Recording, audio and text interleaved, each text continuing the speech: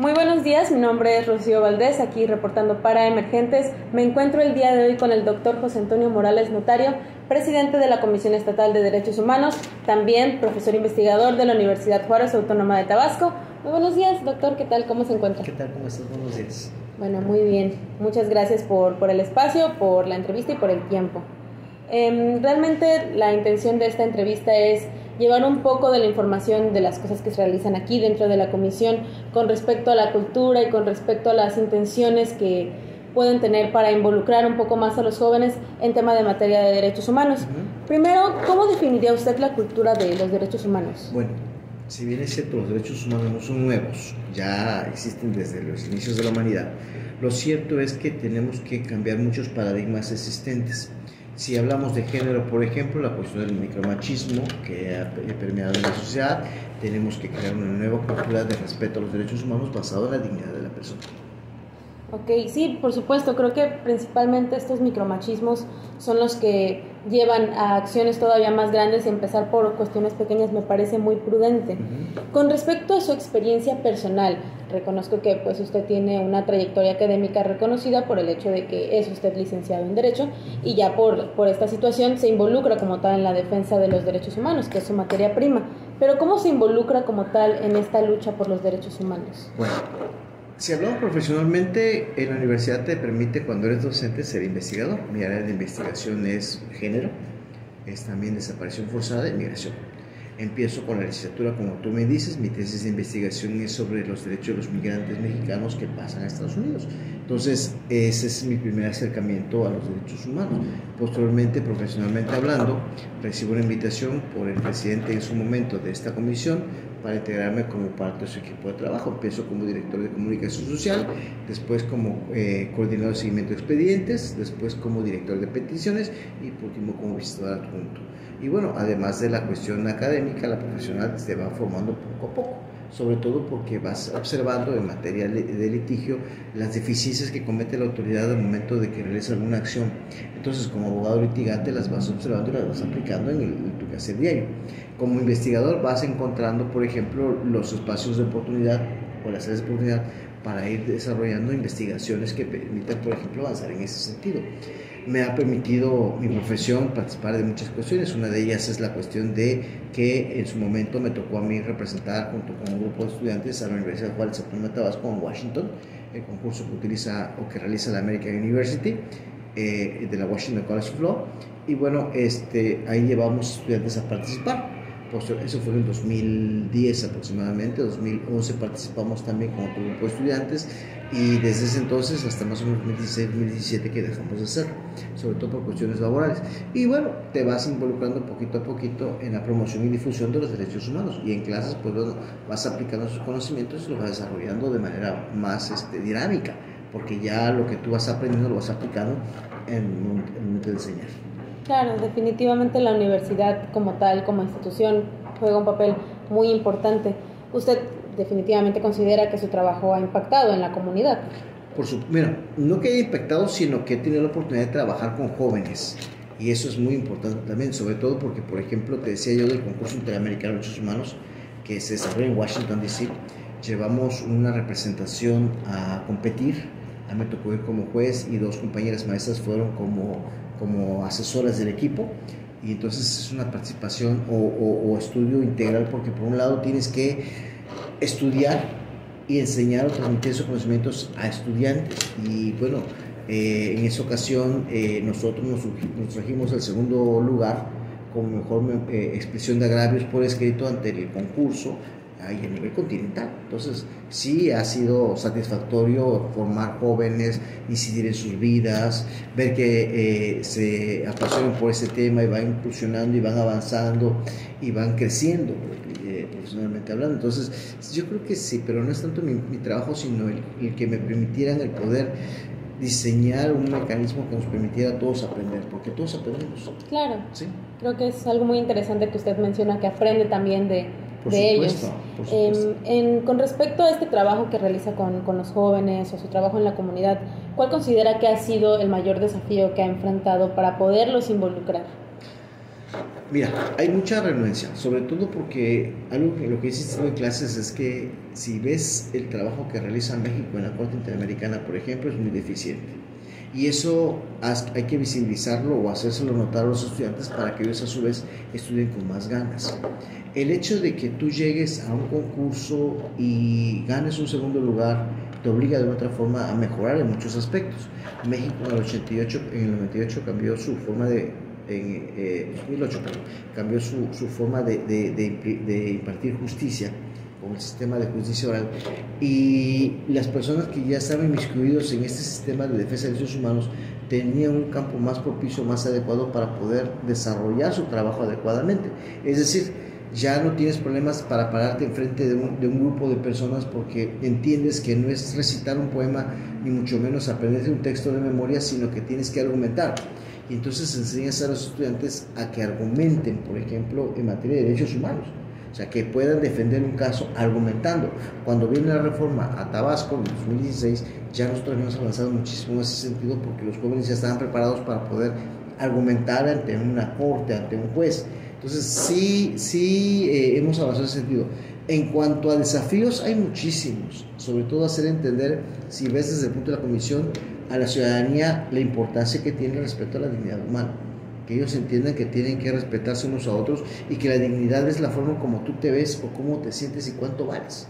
Entonces, si hay un trabajo arduo, por ejemplo, en ese sentido, porque es capacitar, es difundir, es enseñar, es compartir tus conocimientos con todo el mundo para que puedan entender lo que son los derechos humanos. Claro, por supuesto. Y completamente de acuerdo. En muchas ocasiones lo hemos visto nosotros como tratando de entrar en estos medios de comunicación, el hecho de cómo suelen desprestigiar el trabajo de los jóvenes o la palabra de los jóvenes, las actividades de los jóvenes. Mira, hay que confiar en los jóvenes. Si tú ves en la Comisión Estatal, hay muchos jóvenes. Entonces yo le apuesto mucho a la juventud, al empuje, a las ganas de hacer las cosas bien, a la preparación que también traen. Incluso hay que seguir incentivándolos para que sigan aprendiendo, porque si no, uno se estanca. En materia de derecho, por ejemplo, si tú no estudias, te vas volviendo menos abogado. Y por ejemplo, ustedes en comunicación también tienen que preocuparse por algunos temas trascendentales importantes y estar enterado de lo que está sucediendo continuamente. Entonces, sí hay un trabajo arduo de capacitación, sobre todo porque te digo que a veces dice derechos humanos y lo que hemos dicho en capacitaciones, dice derechos humanos y no saben qué cosas son. Hablan de ellos, vida, salud y todo eso, pero ¿cuál es la base fundamental o qué tiene que ver? O por ejemplo, ¿cómo está vinculado con la responsabilidad de los servidores públicos? Porque son los principales violentadores de derechos humanos. Entonces, o más visibilizados, pues, ¿sí? Porque tiene una responsabilidad de Estado. Entonces, en ese sentido, sí es importante capacitar. Y te digo, nosotros lo que hacemos es aprovechar ese enfoque de la ciudadanía, de la juventud, y tratar de incidir en beneficios para la sociedad.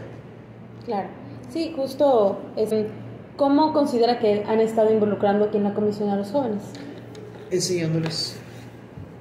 Algo que yo he dicho es que antes de ser político soy académico. Yo soy maestro. En la universidad tengo 31 años y para mí es importante capacitar o enseñar a la juventud. Y entonces, si tú ya sabes tus derechos, ya no fácilmente los vulneran.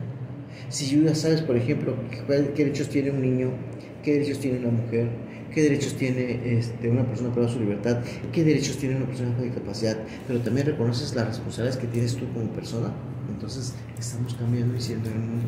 Pero es a través de educación, no es a través de videos como podemos realmente lograr un impacto. Son buenos, te ayudan, son auxiliares, pero que tú sepas de qué trata el tema o qué cosa es, ya cambia completamente la perspectiva. Porque imagínate, en el caso, por ejemplo, de ustedes, jóvenes, el hecho de que te diga, tú tienes derecho a decir no, por ejemplo. Entonces ya en los hombres durante mucho tiempo se creó la creencia, ¿no?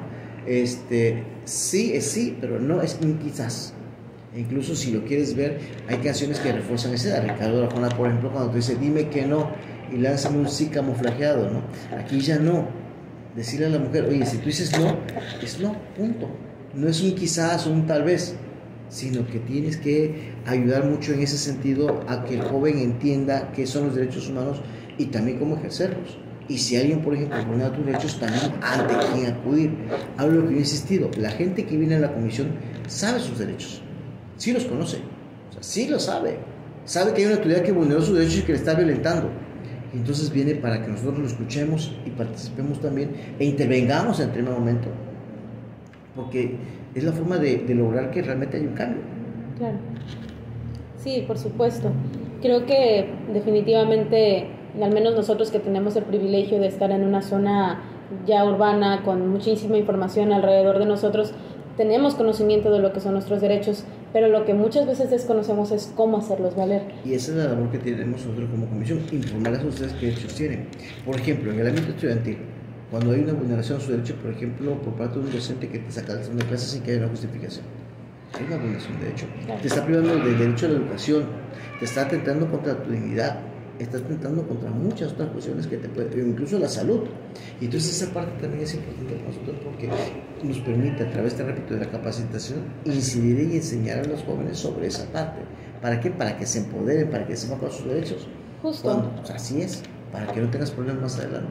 Claro, incluso en el libre desarrollo de la personalidad, cuando no se permite que acudan a las instituciones con algún corte de cabello o con algún tipo de expresión que les permite a los jóvenes eso, un libre desarrollo de su personalidad. Ese tipo de situaciones también las atienden en la comisión. Por supuesto, incluso hemos dado capacitaciones en algunas prepas, que es donde más sensible este problema, y hablar con los directores, con las directoras y decirles, oye, tienes que hacer una ponderación de derechos. ¿Qué es más importante? ¿Si el corte de pelo o la educación? Si el corte de pelo es más importante, tú estás violentando un derecho humano fundamental, que es el derecho a la educación. Ahora, si tú consideras que el derecho a la educación es fundamental, entonces el corte de pelo viene a ser una cuestión accesoria. ¿Cómo lo solucionas? Bueno, hay mecanismos que te permitan participar o crear algo que te permita poder modificar cierta conducta, por ejemplo, ¿no? Es que si en el reglamento está, bueno, puede ser que son las reglas de la escuela.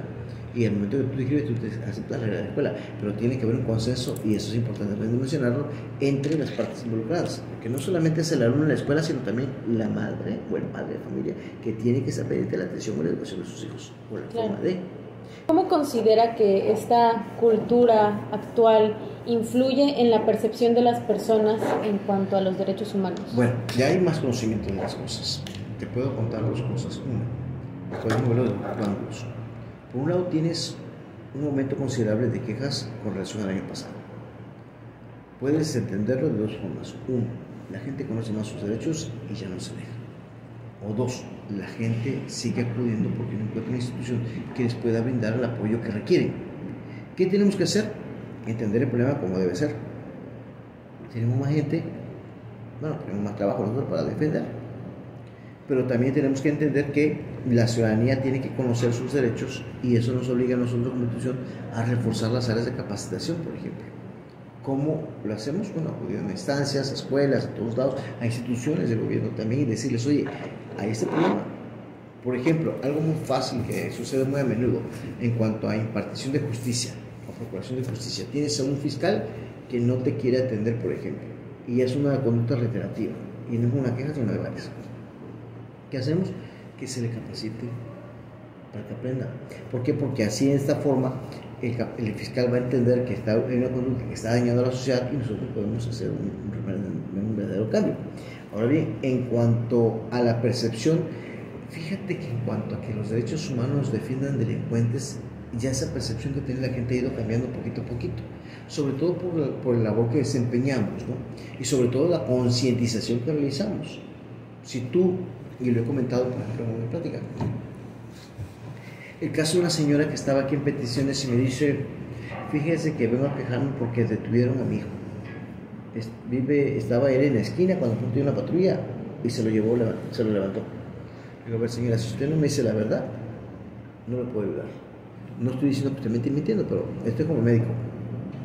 Si usted me dice que le duele el brazo, cuando en realidad le duele la pierna, la medicina que yo le da no le va a servir para lo que usted me siente, sino para otra cuestión muy diferente. Dice, bueno, es que mi hijo pues no tiene trabajo, él estaba parado afuera cuando una patrulla se acercó y le encontró un cuchillito de este tamaño. Pero entonces, señora, tiene que ser honesta, porque si no me dice qué es lo que yo le diga, no le va a funcionar y va a venir contra mí. Y entonces, ¿qué hacemos? Orientarla. Va a hacer esto, esto y esto. Y busque esa autoridad para que la ayude. Pero también puede darse el caso también que la gente, la percepción que tenía, por ejemplo, de nosotros, de que podemos liberar a una persona que ha cometido un delito, cambie. Lo hemos logrado a través, repito, de la divulgación del conocimiento de lo que realmente hacemos nosotros, que entienda la gente lo que se puede hacer, sobre todo porque la dirección de peticiones no solamente inicia quejas, sino también orienta a gestión. Entonces sí se vuelve una labor importante, sobre todo porque sí podemos seguir el pensamiento de la gente. Y al final de cuentas, fíjate, algo muy interesante, ustedes que prestan servicio aquí, ese trabajo que ustedes están viendo, los vuelve a ustedes nuestros voceros de lo que estamos haciendo.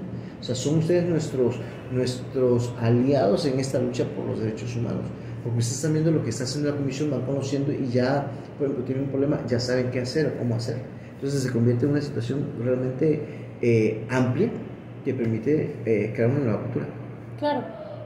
Con respecto a esta difusión y estos voceros, ¿cómo han hecho uso de los medios de comunicación para poder transmitir y darle a conocer a la gente tanto las actividades que se realizan aquí en la comisión, como romper un poco los estigmas que existen al respecto de las actividades que aquí adentro se realizan? Bueno, el trabajo aquí de la comisión es integral y es de todos, ni siquiera yo estoy exento de eso.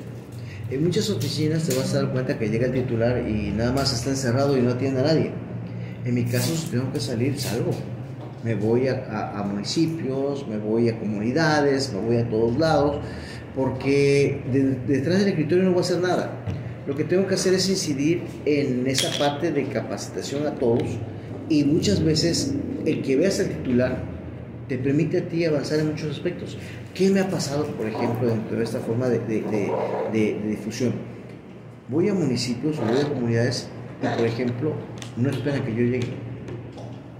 Y ya me ha pasado, en Cunduacán, en una comunidad de Cunduacán, fuimos a una capacitación y me dice el director, ¿me permite una foto? Y le digo, ¿por qué? Sí, con gusto, pero ¿por qué? Porque yo tengo reunión el próximo viernes con mi grupo de trabajo. Y yo le comenté a mi supervisor que usted venía. Y me dijo, no va a venir. Y entonces quiero la foto para decirle, oye, aquí está. ¿Ves? Sí vino. Y entonces esta parte, te digo, es gratificante, te permite difundir el conocimiento, la gente queda satisfecha, porque no es solamente la persona que realmente ven, sino que ya ven al titular. Claro. Y avanzas. Nos pasó, mira, tengo experiencias maravillosas, como por ejemplo cuando fuimos a Comalcalco a una conferencia y la gente, le entregamos folletos y me dicen, oiga, ¿podría firmarla? Y yo, es que no es un libro, no, pero es que queremos que usted la firme. Entonces, de que dices, o sea, sí, importa, se pusieron atención. Y lo más importante es que tienes que buscar un lenguaje sencillo también para entenderlo. Y esa parte, aquí, por ejemplo, lo que hemos inculcado es el uso de un lenguaje coloquial, que tú lo puedes entender a cualquier nivel. Y nos ayuda muchísimo, por ejemplo. O sea, pero es un trabajo que tenemos que revisar todas y todos.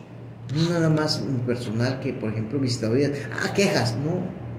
Sino que si te das cuenta, y tú te podrás dar fe de ello, tenemos las reuniones plenarias cada mes, donde revisamos expedientes.